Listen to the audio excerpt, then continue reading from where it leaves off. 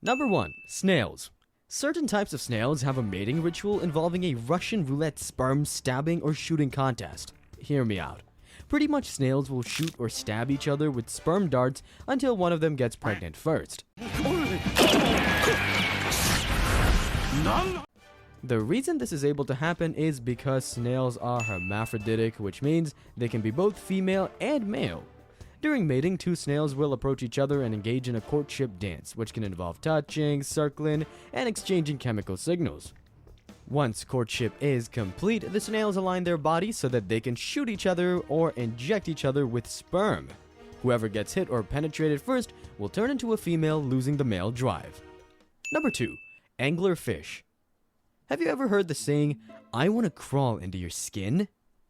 You see, when the male encounters a female, like a pest to a host, he will latch onto her using specialized teeth and begin to fuse with her body. Over time, the male's tissues merge with the female's, so much so that his whole body goes to her and the only thing left of the male anglerfish is his balls. This extreme form of parasiticism, also known as sexual parasiticism or sexual dimorphism, because the males are so much smaller and need the female to live, he ensures the female has enough sperm to reproduce all while he stays alive via her body and nutrients within her body. Imagine if male humans had to physically attach themselves to women to the point where the males dissolved into the woman's body, leaving only his balls attached to the forehead. What's even funnier is that female anglerfish can mate with multiple males, which means that she'll have multiple balls attached to her. Number 3. Bedbugs. Bedbugs are assholes who don't give a damn about their female counterparts. Female bedbugs have something called a spermilege, which in layman's terms, it's pretty much the bug's vagina. You see, the male bugs know of the spermilege, but instead of putting their bug stick where it should go, they choose to stab their bug stick through the female body instead. The name for this type of mating ritual is called, and you won't believe this, traumatic insemination. The name in and of itself literally sounds like something comparable to the 1,000-yard stare. Anyway, the male bedbugs will pierce the female abdomen with their reproductive organs and injecting sperm directly into their body cavity. While this process has been great in ensuring that there's fertilization of their sperm, traumatic insemination sometimes ends up to be harmful to female bugs, as it creates open wounds that can become infected. Who would have thought? But all hope is never lost for the female, since they've evolved specialized physiological adaptations, such as a thickened abdominal exoskeleton and immune responses to minimize the damage caused by mating. Number 4. Australian redback spiders. Usually the males get eaten against their will, but for this particular spider, they intentionally somersault their way into the female spider mouth as a gift after mating, essentially offering himself as a meal. By sacrificing himself, the male ensures prolonged copulation, which increases the chances of successful sperm transfer. Additionally, by being consumed, the male reduces the risk of future competition from rival males, thereby potentially increasing the paternity of his offspring. Once mating is complete, the male redback spider typically succumbs to his fate, fulfilling his role in the reproductive process at the cost of his own survival. The female spider not only gets kids, but a nice meal to go along with it. Number 5. Mallard ducks.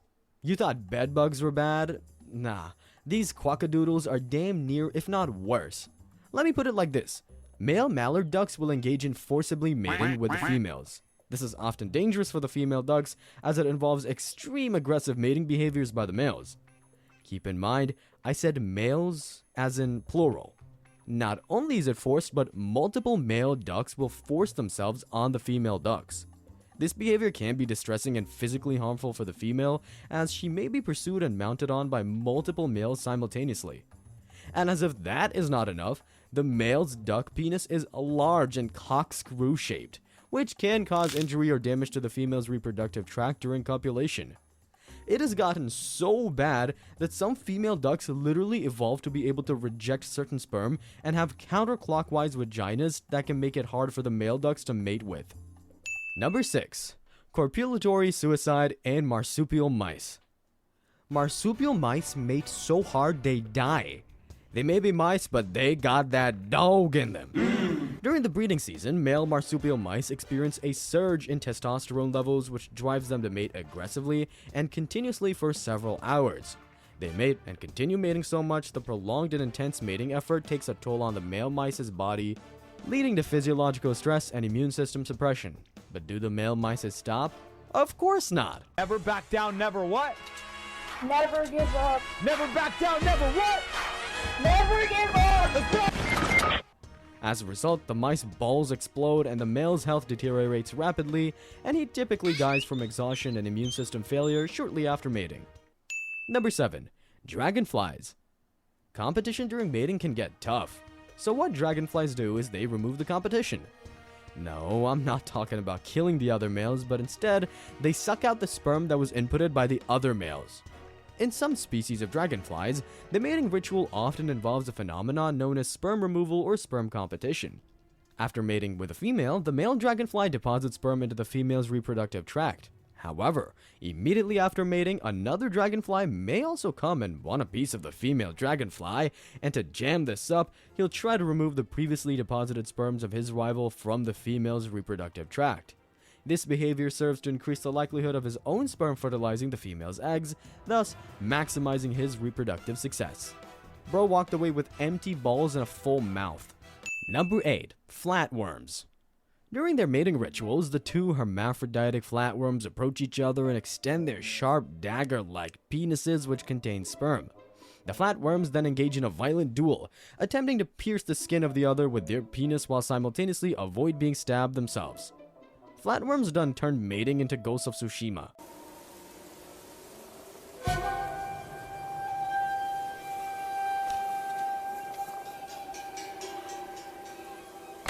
Remember, flatworms can be male and female, so they duel each other to see who gets pregnant. The first flatworm to successfully penetrate the other injects its sperm into the opponent's body, fertilizing its egg and ensuring its reproductive success. To expound more on this mating behavior is a form of sexual selection and competition, as it allows flatworms to maximize their chances of passing on their genes. Penis fencing ensures that the only most aggressive and successful flatworms reproduce, leading to the perpetuation of desirable traits within the population. Their entire generations are a result of sword fights. Number 9. Orb-weaving spiders. If you thought that dragonflies were bad for sucking the other male's life force out of the female dragonflies, wait until you meet the orb-weaving spiders. Nah, they don't suck on anything, they just straight up plug it in so no other males can enter. Plug. The orb-weaving male spiders usually employ a unique mating ritual known as mate plugging to prevent their females from mating with subsequent males. After successfully mating with a female, the male deposits a thick plug of silk and sperm into the female's reproductive tract. This plug serves multiple purposes. It physically obstructs the female's genital opening, preventing other males from mating with her, and it also contains the male's sperm, ensuring that his genetic material fertilizes the female's eggs. By preventing females from mating with other males, the male ensures that his offspring have a greater chance of survival and passing on his genes. I mean, it now makes sense why the female spiders would actually consume the males. Number 10. Acarophenax mahunkai. Acarophenax mahunkai is a unique species of mite, so how do they mate? Well, let's just say they bust. No, literally, these mites during reproduction will get so aroused they swell up with sperm, causing them to self-destruct. Males of these species engage in a behavior known as autophasis, where they essentially self-destruct in a dramatic display of reproductive sacrifice. As the mating ritual unfolds, the male mite diligently fills its body with an extraordinary amount of sperm exceeding its capacity to contain the fluid. This excessive accumulation creates a buildup of pressure within the male's body, reaching a critical point where the male ultimately ruptures or explodes, releasing a torrential burst of sperm into the environment. This explosive release of sperm serves as a crucial purpose in maximizing the chances of successful fertilization, as it saturates the surrounding area with genetic material, increasing the likelihood of encountering receptive females. Imagine swelling yourself up with so much sperm to the point you explode, only for one of the female mites fly right past it. Number 11.